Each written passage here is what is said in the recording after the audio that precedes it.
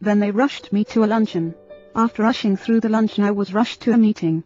After the meeting I was rushed back to the hotel, where I changed my clothes, and was rushed to a reception, where I met several hundred people, and drank 3 glasses of fruit punch. Then I was rushed back to the hotel, and told I had 20 minutes to dress for dinner. When I was getting dressed the telephone rang and somebody said, "Hurry, hurry, we must rush down to dinner." Excitedly I chatted, "I will rush right down." I rushed from the room, and was so excited that I could scarcely get the key into the lock. Hastily I felt myself, to be sure that I was completely dressed, and rushed toward the elevator. All of a sudden I stopped. I was out of breath. I asked myself, what is this all about? What is the meaning of this ceaseless rush? This is ridiculous. Then I declared independence, and said, I do not care if I go to dinner. I do not care whether I make a talk. I do not have to go to this dinner and I do not have to make a speech. So deliberately and slowly I walked back to my room, and took my time about unlocking the door. I telephoned the man downstairs and said, if you want to eat, go ahead. If you want to save a place for me, I will be down after a while, but I'm not going to rush anymore. So I removed my coat, sat down, took off my shoes, put my feet up on the table, and just sat. Then I opened the Bible and very slowly read aloud the 121st Psalm, I will lift up mine eyes unto the hills from whence cometh my help. I closed the book, and had a little talk with myself, saying, come on now, start living a slower and more relaxed life. And then I affirmed, God is here and His peace is touching me. I do not need anything to eat, I reasoned. I eat too much anyway. Besides, the dinner will probably not be very good, and I'm quiet now. I will give a better speech at 8 o'clock. So I sat there resting and praying for 15 minutes.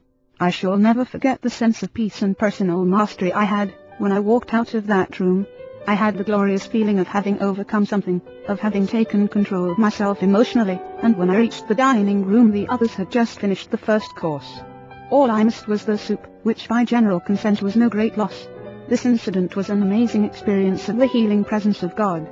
I gained these values by simply stopping, by quietly reading the Bible, by sincerely praying, and by thinking some peaceful thoughts for a few moments. Physicians generally seem to feel that much physical trouble could be avoided, or overcome by practicing the philosophy and methodology of not fuming or fretting. A prominent citizen of New York told me that his doctor suggested that he come to our clinic at the church because, said his physician, you need to develop a calm philosophy of living. Your power resources are played out. My doctor says I am pushing myself to the limit. He tells me I am too tense, too high-strung, that I fume and fret too much, and, he concluded, my doctor declares the only sure cure is for me to develop what he calls a calm philosophy of living. My visitor rose and paced the floor, then demanded, but how in the world can I do that? It's a lot easier said than done. Then this excited gentleman went on to say that his doctor had given him certain suggestions for developing this calm philosophy of living. The suggestions as outlined were indeed wise. But then, he explained, the doctor suggested that I see you people here at the church, for he feels that, if I learn to use religious faith in a practical manner it will give me peace of mind, and bring down my blood pressure. Then I will feel better physically. While I realize the doctor's prescription is sensible, he complained, how can a man 50 years old, of a high-strung nature such as mine, suddenly change the habits of a lifetime and develop this, so-called calm philosophy of living? That did indeed seem to be a problem, for he was a bundle of excitable and explosive nerves. He paced the floor, he thumped the table, his voice was high-pitched. He gave the impression of a thoroughly disturbed and baffled man. Obviously he was showing up at his worst, but he was clearly revealing the inner state of his personality, and the insights gained gave us a chance to help him through understanding him better. As I listened to his words, and observed his attitude, I again understood why Jesus Christ retains his remarkable hold on men. It is because he has the answer to such problems as this, and I proved that fact by suddenly changing the line of the conversation. Without any introductory words I began to recite certain Bible texts such as, Come unto me, all ye that labor, and are heavy laden, and I will give you rest. Mark 11:28, and again, Peace I leave with you, my peace I give unto you. Not as the world giveth, give I unto you. Let not your heart be troubled, neither let it be afraid. Job 14:27, and still again, Thou wilt keep him in perfect peace, whose mind is stayed on thee. Psalm 26:3. I recited these words slowly, deliberately, reflectively. As this reciting went on, I noticed that my visitor stopped being agitated. Quietness came over him, and then we both sat in silence. It seemed that we sat so for several minutes. Perhaps it wasn't that long, but finally he took a deep breath. "Why, that's funny," he said. "I feel a lot better, isn't that queer?" I guess it was those words that did it. "No, not the words alone," I answered, "though they do have a remarkable effect upon the mind. But something deeper happened just then. He touched you a minute ago, the physician with the healing touch. He was present in this room." My visitor evidenced no surprise at this assertion, but eagerly and impetuously agreed, and conviction was written on his face. "That's right. He sure was. I felt him." "See what you mean. Now I understand. Jesus Christ will help me develop a calm philosophy of living."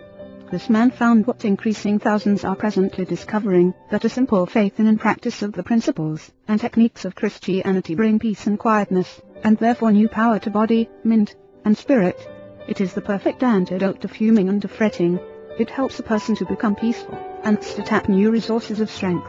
Of course it was necessary to teach this man a new pattern of thinking and acting. This was done in part by suggesting literature written by experts in the field of spiritual culture. For example, we gave him lessons in the skill of church-going. We showed him how to make church worship a therapy.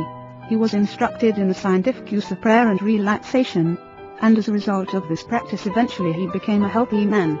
Anyone willing to follow this program, and sincerely put these principles into day-by-day practice can, I believe, develop inner peace and power. Many of these techniques are outlined in this book. In attaining emotional control, the daily practice of healing techniques is of first importance. Emotional control cannot be gained in any magical or easy way. You cannot develop it by merely reading a book, although that is often helpful. The only sure method is by working at it regularly, persistently, scientifically, and by developing creative faith. Suggest that you begin with such a primary procedure as simply the practice of keeping physically still. Don't pace the floor. Don't wring your hands. Don't pound or shout, or argue or walk up and down. Don't let yourself get worked up into a In excitement, one's physical movements become accentuated. Therefore begin at the simplest place, that is by ceasing physical movement. Stand still, sit down, lie down. Certainly keep the voice down to a low pitch. In developing a calm control, it is necessary to think calmness, for the body responds sensitively to the type of thoughts that pass through the mind. It is also true that the mind can be quieted by first making the body quiet.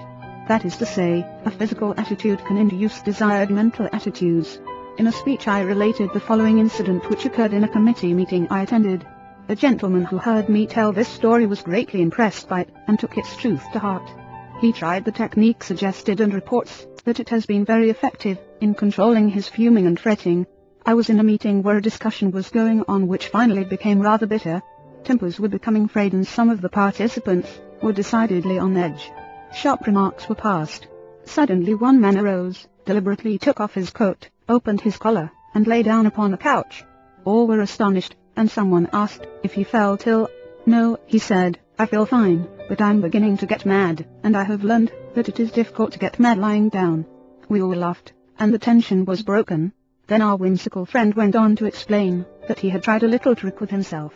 He had a quick temper, and when he felt himself getting mad he found that he was clenching his fist and raising his voice, so he deliberately extended his fingers, not allowing them to form into a fist. In proportion to the rising of his tension or anger, he depressed his voice and talked in exaggerated low tones.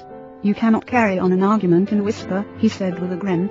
This principle can be effective in controlling emotional excitements, fretting, and tension, as many have discovered by experimentation. A beginning step, therefore, in achieving calmness is to discipline your physical reactions. You will be surprised at how quickly this can reduce the heat of your emotions, and when emotional heat is driven off, fuming and fretting subside. You will be amazed at the energy and power you will save. You will be much less tired. It is, moreover, a good procedure to practice being phlegmatic or apathetic, even indifferent. To a certain extent even practice being sluggish.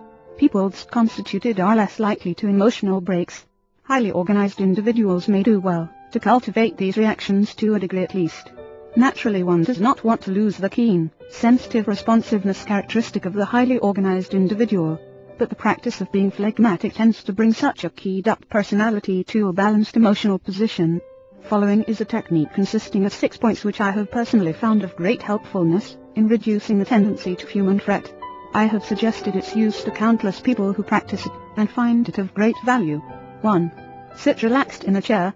Completely yield yourself to the chair. Starting with your toes and proceeding to the top of your head, conceive of every portion of the body as relaxing. Affirm relaxation by saying, "My toes are relaxed, my fingers, my facial muscles." 2. Think of your mind as the surface of a lake in a storm, tossed by waves and in tumult. But now the waves subside, and the surface of the lake is placid and unruffled. 3. Spend 2 or 3 minutes thinking of the most beautiful and peaceful scenes you have ever beheld, as, for example, a mountain at sunset, or a deep valley filled with the hush of early morning, or a woods at noonday, or moonlight upon rippling waters. In memory relive these scenes. 4.